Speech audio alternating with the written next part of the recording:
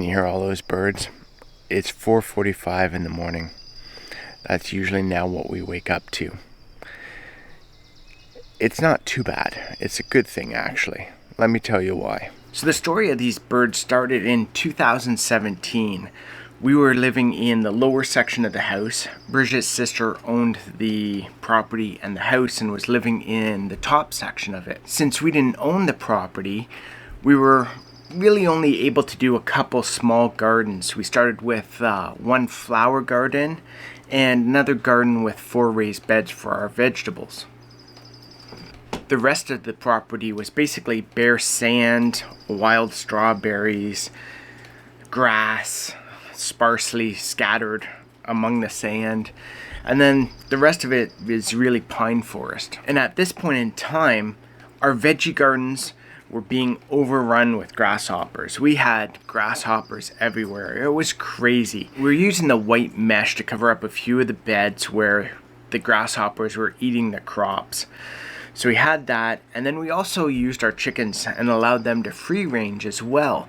And they loved eating the grasshoppers. They went crazy for them. And even though the chickens loved eating the grasshoppers, they unfortunately also loved destroying the gardens. So they would get in there, dig up stuff, munch on stuff.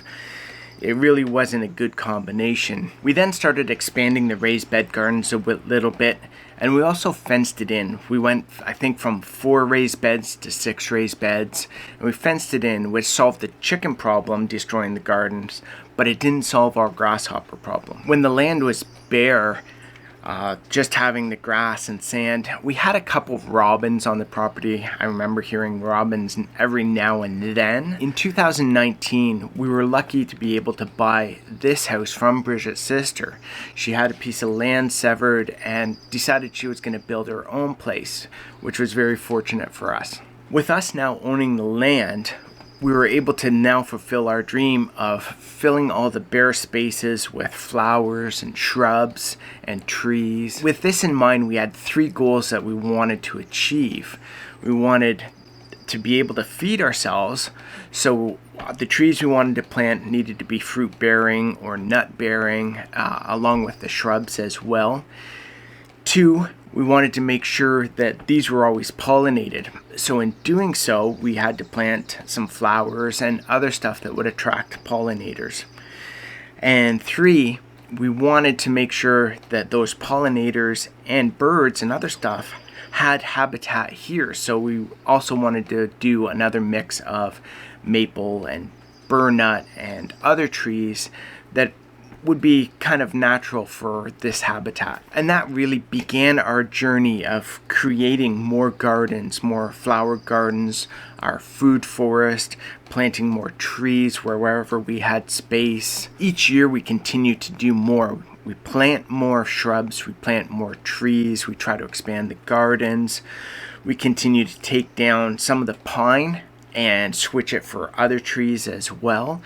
We're trying to stick to a lot of native stuff here as well, but we want to continue to have a variety of stuff. So we'll keep lots of pines. We're also keeping dead trees, rotting trees, a wide variety of stuff to allow for all types of birds, insects, and other creatures to have homes and be able to nest and breed and live on our property. Now we've been able to see the robins, the hummingbirds, the Blu Jays, we've got crows, we've got different types of hummingbird just right there, different types of woodpeckers, different types of sparrows, different types of warblers, Juncos, Finches. There's just a huge wide variety of birds now that we've been able to identify, and it's just amazing to hear those, except when they're waking you up at 4:30 in the morning. Really neat part about this whole process over all these years is the lack of grasshoppers that we've seen. This year, I think I've seen maybe 2. And each year from the 2017 up till maybe 2 years ago, we've seen a steady decrease of grasshoppers. We think because of the birds that we've allowed to come here and we've built homes for, we've provided more food for with the nuts and the seeds and the berries and that sort of thing, it's also allowed them to feed on the grasshoppers. So we haven't had to use the chickens now as much, because all the natural birds and wildlife are able to create that balance and look after all the bad insects, I guess, that would harm our gardens.